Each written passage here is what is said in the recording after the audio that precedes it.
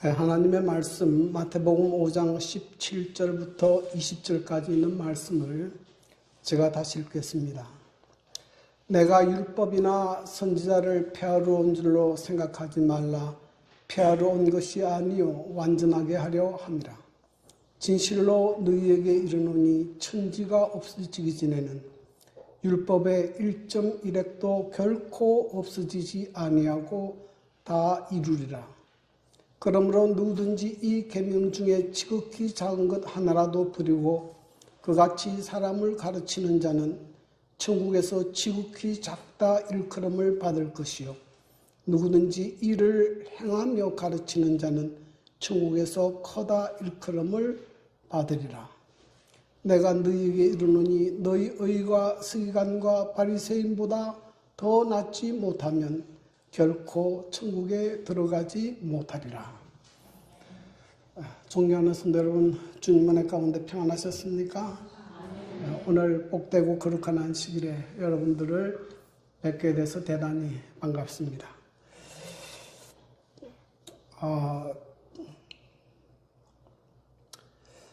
저도 요즘에는 가끔 집에서 이렇게 설거지를 하는데요. 그릇을 씻을 때 그릇의 겉을 깨끗하게 씻어야 합니까? 아니면 그릇의 안을 깨끗하게 씻어야 합니까?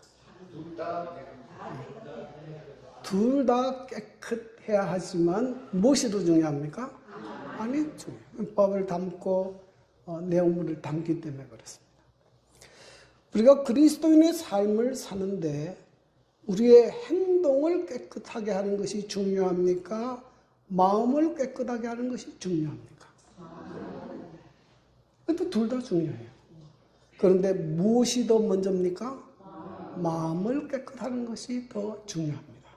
왜냐하면 하나님께서는 우리의 외모보다는 우리의 마음을 보시기 때문에 그렇습니다. 사무엘상 16장 7절 내가 보는 것은 사람과 같지 아니하니 사람은 외모를 보거니와 나 여호와는 중심을 보느니라 하시더라. 오늘도 지난 시간에 이어서 예수님께서 율법에 대하여 무엇이라고 또 어떻게 해석하고 말씀하시는지 다시 한번 좀 생각해 보고자 합니다. 지난 시간에는 예수님께서 어떻게 율법을 완전하게 하셨는지에 대하여 말씀을 들었습니다. 그러면 예수님께서 율법을 완전하게 하신 이후에 그리스도인들은 율법을 어떻게 생각해야 하며 어떤 태도로 대해야 하는지 그리고 율법이 요구하는 의를 어떻게 이룰 수 있는지 좀 살펴보고자 합니다. 첫 번째로 예수님께서 율법에 대하여 말씀하신 것은 율법은 불변한다는 것입니다. 마태복음 5장 18절 진실로 너희에게 이르노니 천지가 없어지기 전에는 율법의 1.1획도 결코 없어지지 아니하고 다 이루리라. 천지가 없어지기 전에는 율법의 가장 작은 점, 히브리 글자로는 요드, 또 한 획도 없어지지 않는다. 변경되지 않는다 하는 뜻입니다. 여러분, 하나님께서 이렇게 보면 천지를 창조하실 때에 무질서하게 한꺼번에 창조하신 것이 아니고 하나님이 정하신 질서와 법도대로 이 세상을 창조한 것을 볼 수 있습니다. 여기 예레미야 33장 25절에 보면 여호와께서 이와 같이 말씀하시니라 내가 주야와 맺은 언약이 없다든지 천지의 법칙을 내가 정하지 아니하였다면 그렇게 말씀하셨어요. 주야의 언약이 있고 하늘과 땅에 뭐가 있습니까? 법칙이 있음을 말씀하십니다.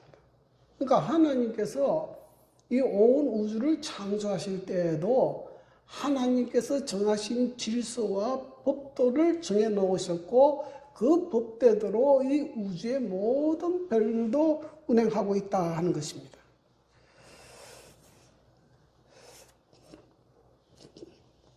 그래서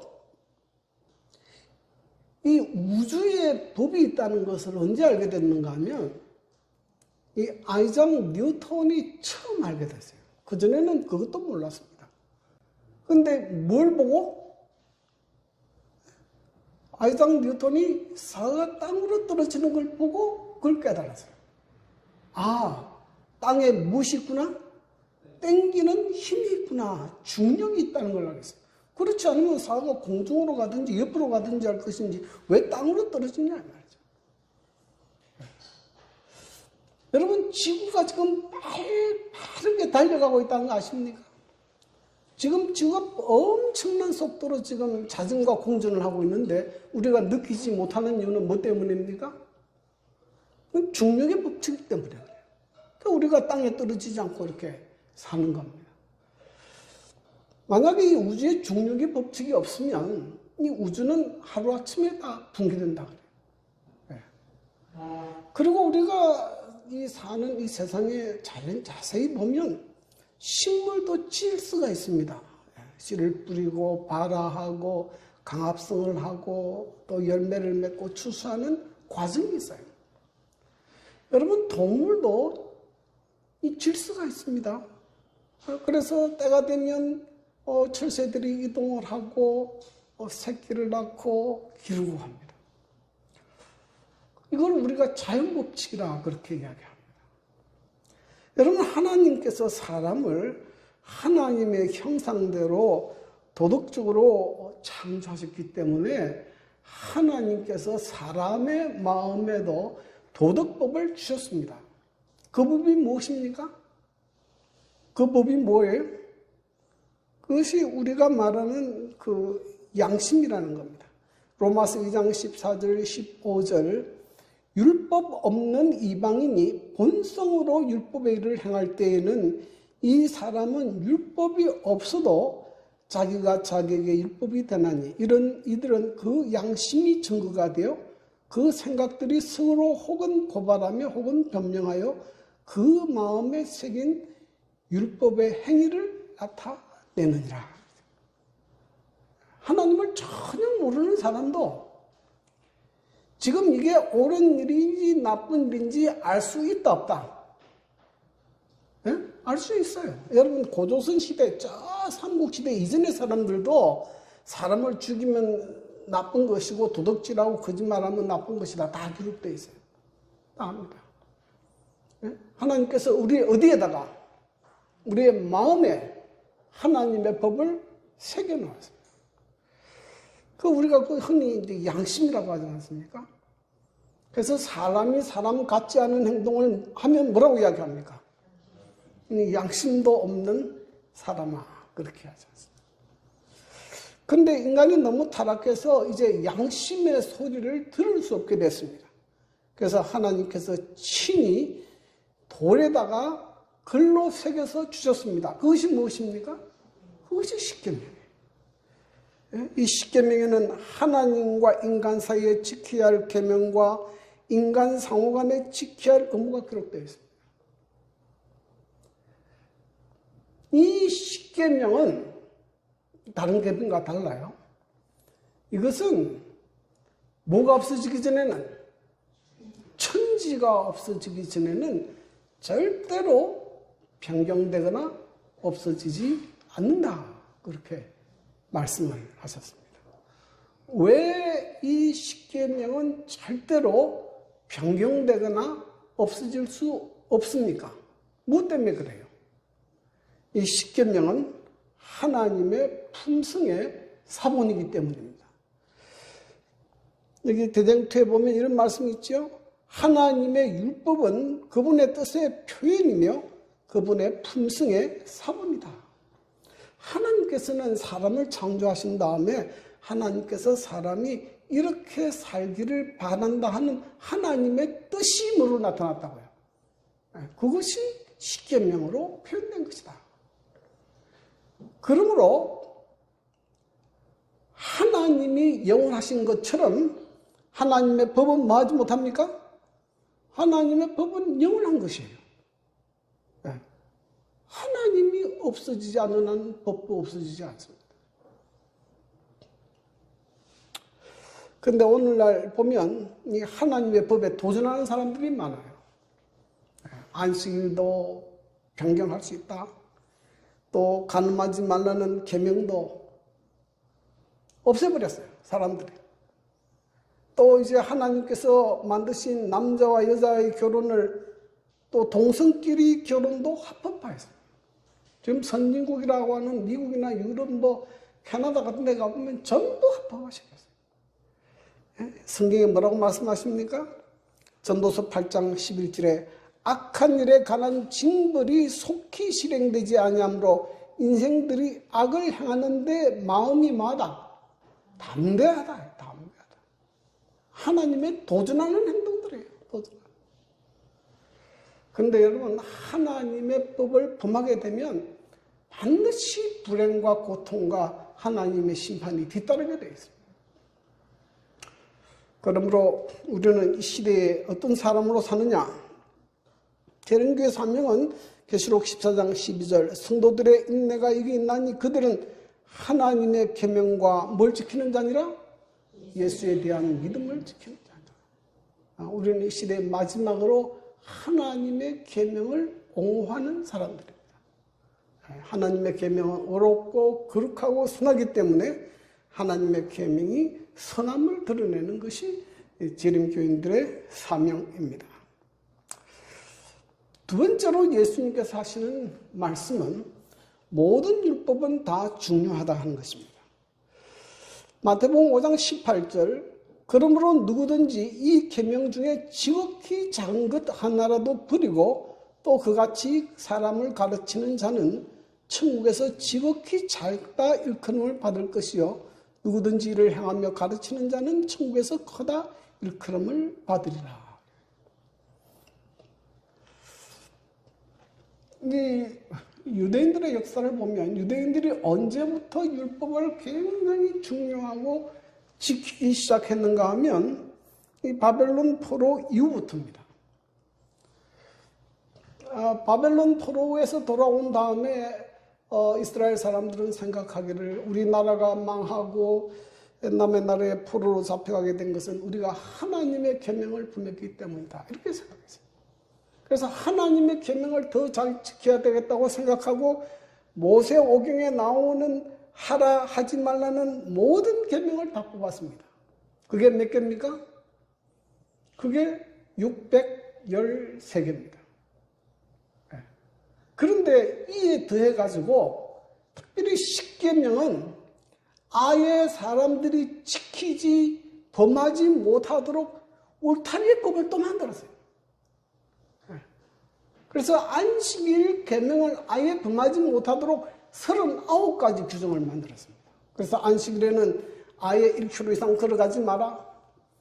아예 일을 하지 못하도록 짐을 들고 가지 마라. 바늘에 꽂고 가는 게 괜찮지만 들고도 못 가. 불도 켜지 말고 꺼지도 말고. 뭐 때문에 그렇게 했습니까? 뭐 때문에 그렇게 했어요? 안식일을 안 범하려고. 안식일을 안 범하려고. 그런데 이렇게 계명이 많다 보니까 문제는 이 많은 계명을 다 지킬 수 있느냐 하는 문제가 생겨요. 그래서 그 바리새인들이 랍비들이 어떻게 했는가 하면 이 계명 가운데 아주 중요한 계명과 좀 덜 중요한 계명으로 이렇게 나누었어요.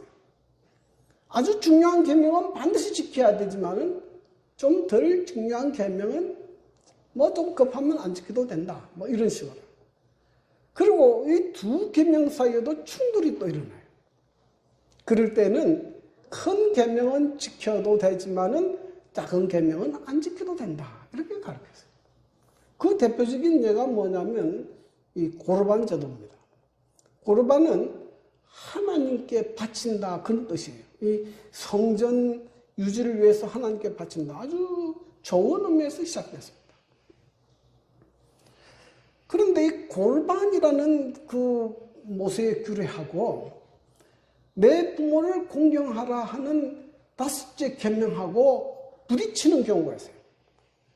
왜냐하면 자녀가 성전에 헌물할 의무가 있어가지고 하나님께 바쳐야 되는데 또 부모를 공경 부양해야 될 그런 의무가 있거든요.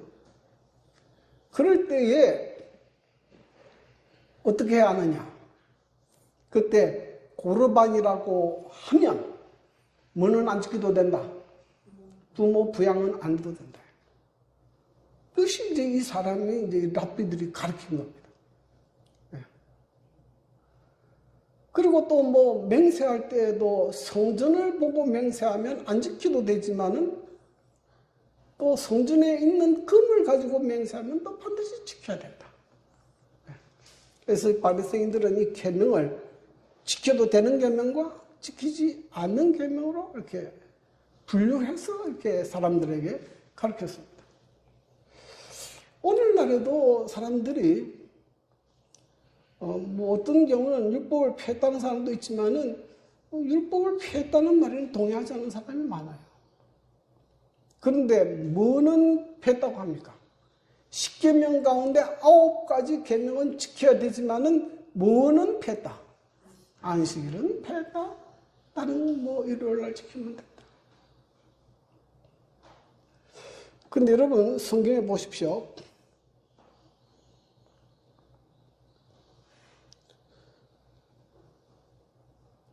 야고보 2장 10절 누구든지 온 율법을 지키다가 그 하나를 범하면 모두 범한 자가 되나니 그랬어요. 여러분 이 10계명은 연결되어 있기 때문에 하나로 따로 구분할 수 없어요. 그 10계명 가운데 어느 계명이라도 하나 범하면 뭡니까? 그 계명을 다 범하는 거하고 똑같아요. 여러분 이 죄짓고 감옥 가는 사람이 여러 가지 죄를 지어서 들어가는 게 아니고 뭐만 해도 들어갑니까? 한 가지 죄만 지어도 들어가는 거예요. 그러므로 예수님께서 가르치시는 말씀은 이 하나님께서 우리에게 주신 이 계명을 한 가지도 뭐 하지 말라. 소홀히 여기지 말라. 소홀히 여기지 말라. 그리고 성경은 오히려 뭐라고 이야기하는가 하면 지극히 작은 것 이런 것도 아주 귀하게 생각하고 순종하라. 그렇게 이야기하는 거예요. 여러분 성경 가운데 읽어보면 이제 이 사울왕에 관한 이야기가 나오는데 하나님께서 사울왕이 이제 아말렉이라는 이방민족과 전쟁할 때에 하나님께서 말씀하시기를 반드시 그 민족을 멸절하고 거기에 있는 모든 짐승이나 모든 것들은 다 불태우도록 했어요. 근데 사울왕이 나가서 전쟁을 하다 보니 뭐 사람도 다 죽이고 괜찮은데 보니 아주 좋은 짐승들이 있어. 자기가 무슨 출신입니까? 이 또 목동 출신이거든. 그러니 뭐가 아까워요? 이거 다 죽이라니 아까운 거야. 그러니까 이 짐승 중에서 아주 좋고 토실토실한 것들은 좀 남겨뒀어요. 여러분, 참 작은 거 아닙니까? 뭐, 그럴 수 있지 않습니까? 근데 성경에 보면 이 작은 불순종이 사울로 하여금 하나님의 말씀에 계속 거역하고 불순종하는 길로 가도록 인도한 것이에요. 여러분, 작은 죄가 큰 죄로 사람을 인도합니다. 반대로 작은 하나님께 대한 순종이 나중에 어려울 때는 결정적일 때 하나님께 대한 순종으로 나타나기도 해요. 요셉은 보디발의 집에 노예로 가는 그 중에도 하나님께 순종하고 정직했어요. 그것이 나중에 그가 애굽의 총리가 될 만큼 큰 하나님의 종으로 일할 수 있다는 것입니다. 그러므로 여러분 하나님께서 우리에게 맡기신 작은 일, 작은 순종, 그거 작다고 순종하고 그거 가볍게 여기고 함부로 여기서는 안 됩니다. 제가 옛날에 목회할 때에 가까운 구미교에서 목회할 때인데 그때도 교회가 이 교회처럼 약하고 적었습니다. 아주 교회가 약했어요. 근데 교회에 새로운 한 청년이 이 교회를 들어왔어요. 근데 이 청년은 잘하는 게 별로 없어요. 근데 딱 잘하는 게 뭐냐면 운전을 잘해요. 근데 거기도 그 당시 노인들이 많았는데 이 교회차가 하나 있는데 저는 설교해야 되니까 그 교인들 데려올 사람이 없어요. 그래서 그 청년에게 부탁을 했습니다. 좀 화요일, 금요일 좀 일찍 오셔가지고 좀 그 교인들 좀 태워가고 하라. 근데 이 청년이요. 그때 한번 약속한 이후로 한 번도 빠지지 않고 그 일을 했어요.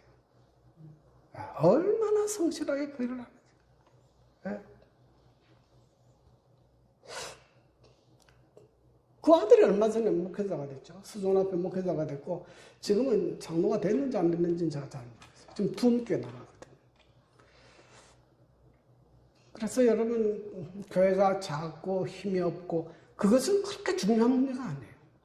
하나님께서 내게 맡겨진 그 작은 일에도 충성을 다하게 되기를 바랍니다.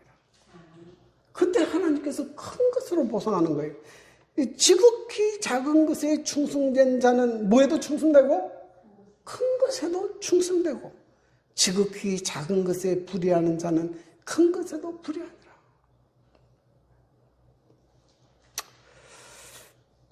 그러므로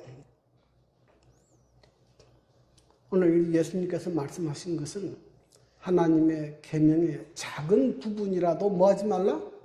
소홀히 여기지 말라. 소홀히 여기지 말라. 자, 세 번째로 예수님께서 우리에게 말씀하시는 것은 서기관과 바리새인보다 더 나은 의를 가져야 천국에 들어갈 수 있다는 것입니다. 여러분, 서기관과 바리새인이 가진 의가 무엇입니까? 어떤 것입니까? 여기 보면 바리새인들은 613개의 법을 문자적으로 지키려고 굉장히 노력했습니다. 안식일에 부과되는 39가지 규정을 다 지키려고 노력했고요. 하루에 3번씩 기도하고 한 주일에 2번씩 금식하고 다른 사람에게도 자선을 베풀었어요. 외형적으로 보면 이 사람들만큼 경건하고 어려운 사람이 없는 것처럼 보입니다. 그런데 왜 예수님은 이 사람들을 그렇게 책망하고 비난했습니까? 그런데 이 사람들은 이렇게 외형적으로는 정말 하나님께 대하여 열심히 있었지만은 문제는 그 내면이에요. 내면이에요. 마태복음 23장 25절 화 있을진저 외식하는 서기관들과 바리새인들이여 장과 대집에 거천 깨끗하되 그 안에는 뭐가 가득합니까? 탐욕과 방탕이 가득하다 그랬어요. 이 사람들은 속으로는 굉장히 돈도 좋아하고 방탕하고 탐욕이 가득 찼는데 겉으로만 그렇게 하는 거예요. 이게 지금 가장 큰 문제입니다. 큰 문제예요. 그렇기 때문에 하나님께서 그들로 하여금 절대로 천국에 들어올 수 없다. 여러분 여기서 하나 우리가 깨끗하게 기억해야 될 것이 하나 있습니다. 뭐냐면은 율법의 행위는 우리의 마음을 깨끗하게 하지 않는다는 거예요. 내가 아무리 철저하게 하나님의 계명을 지키고 믿음으로 살려고 해도 그 행위가 우리의 마음의 내면을 변화시키지 않아요. 우리 재림교인들 가운데 이걸 오해하는 사람들이 참 많아요. 율법의 행위가 어렵게 되는 줄 아는데 안 돼요. 안 됩니다. 자, 그러면 예수님께서 말씀하신 더 나은 의는 무엇입니까? 갈라디아 2장 16절 사람이 어렵게 되는 것은 율법의 행위로 말미암이 아니요 오직 예수 그리스도를 믿음으로 말미암는 줄 알므로. 예수님께서 말씀하시는 의는 오직 누구를 통해서만 가능하다는 거예요. 누구를 통해서만이? 예수 그리스도를 믿음으로만 가능하다. 왜냐하면 예수님만이 율법에 완전히 순종하셨고 예수님께서 우리 죄를 위해 십자가에 죽으셨기 때문에 예수님께서 그 완전하게 순종하신 의를 믿음으로 받아들일 때만 우리가 의로워질 수 있는 것이지 우리 힘으로는 하나님의 요구하시는 의에 도달할 수 없어요. 도달할 수 없어요. 자, 그러면 우리가 어떻게 예수 그리스도의 의를 얻을 수 있는가? 첫 번째는 우리 자신의 죄를 깨달아야 됩니다.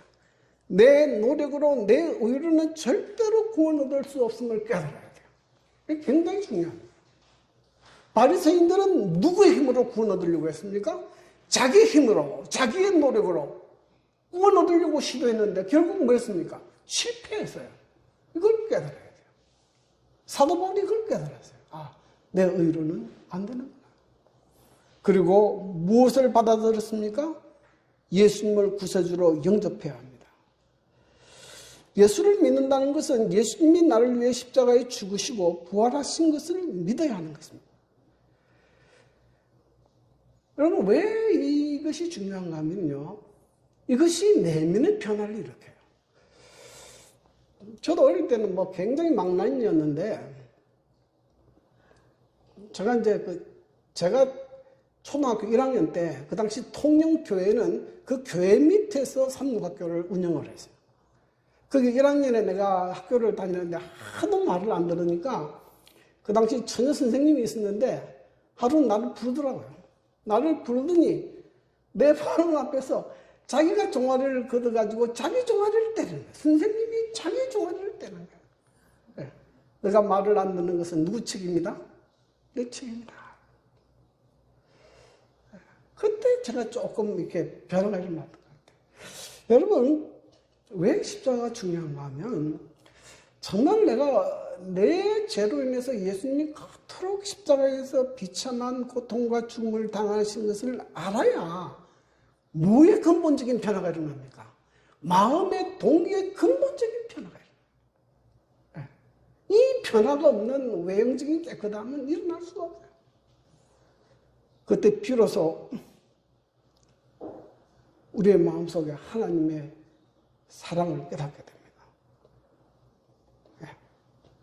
그리고 그리스도의 의를 믿음으로 받아들여요. 우리의 의 가지고는 하나님께서 안 받아요. 예수님께서 이루어 놓으신 그 완전한 의를 내가 믿음으로 받아들여요. 이 그리스도의 의를 받아들인다는 말은 다른 말로 표현하면 예수님께서 이루어 놓으신 그 완전한 성품을 받아들이는 걸 의미하는 거예요. 그것이 그리스도를 믿는다는 것이에요. 그것이 그리스도를 믿는 것입니다. 그리고 그리스도 안에서 순종의 삶을 살아야 하는데요. 내가 예수님과 연결된 삶을 살고 있는가 그렇지 않는가 하는 것을 뭘 보면 압니까? 내 삶에 나타난 열매를 보면 아는 것이에요. 내가 예수님과 연결된 삶을 살면 내 안에 뭐가 나타나게 되어 있습니까? 그리스도의 품성이 나타나게 되어 있어요. 하나님께서 우리를 볼 때 제일 중요하게 보는 것은 이 사람에게 뭐가 나타나고 있는가? 그리스도의 품성이 나타나고 있는가? 이 품성만이 뭐에 조화될 수 있습니까? 하나님의 율법에 조화될 수 있고 천국에 들어갈 수 있는 의가 되는 것입니다. 그리스도께서 거하시는 자의 생애 가운데서는 예수의 생애가 다시 나타나게 될 것이다. 그러므로 여러분의 시야에 언제나 예수님을 바라보시기를 바랍니다. 예수님의 마음과 생각, 그분의 삶과 행동, 그것이 우리 온 신앙의 주제가 되어야 돼요. 그것이 주제가 되어야 돼요. 네? 우리가 안식일을 지키는 것도 예수님처럼 살게 지키는 거예요. 예수님이 안식일을 지키고 우리는 바리새인들의 율법주의적인 안식을 지키는 게 아닙니다. 예수님께서 지키신 그 안식일을 지키는 거예요. 여러분의 눈에서 그리스도가 보이지 않느냐? 율법주의에 빠집니다. 율법주의에 빠집니다. 여러분, 이것만이 인간이 변화될 수 있고, 옳게 될 수 있고, 천국에 들어갈 수 있는 유일한 길입니다. 여러분, 성경에 나타나 있던 그 많은 사람들, 막달라 마리아, 삭개오 같은 사람들이 예수님을 만나고 변화가 된 거지. 그의 삶이 완전히 변화된 거죠. 그의 생애에 전혀 다른 성품의 열매가 맺히게 됐습니다. 이것이 예수님께서 말씀하시는 그리스도의 의입니다. 그러므로 존경하는 성도 여러분, 저는 우리 모든 성도들의 삶에서 그리스도의 의가 나타나게 되기를 바라고 그리스도의 품성을 형성하게 되기를 간절히 바랍니다. 그것이 우리의 신앙의 목표가 되기를 바랍니다. 안식일만 지키라고 주장하고 그 품성이나 행동은 전혀 예수님 같지 않다. 그거는 잘못된 것이에요. 그건 잘못된 것이에요. 신앙의 포커스를 잘못 맞춘 겁니다. 여러분, 하나님의 율법은 절대로 불변합니다. 하나님의 율법은 절대로 아무 계명이라도 소홀히 여겨서는 안 됩니다.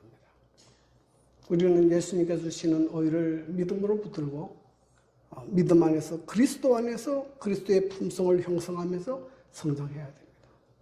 이것이 오늘 우리 주님께서 율법에 대하여 가르쳐 주시는 귀한 교훈의 말씀입니다. 이런 하나님의 은혜가 성도 여러분과 제 삶에도 일어나게 되기를 간절히 바랍니다.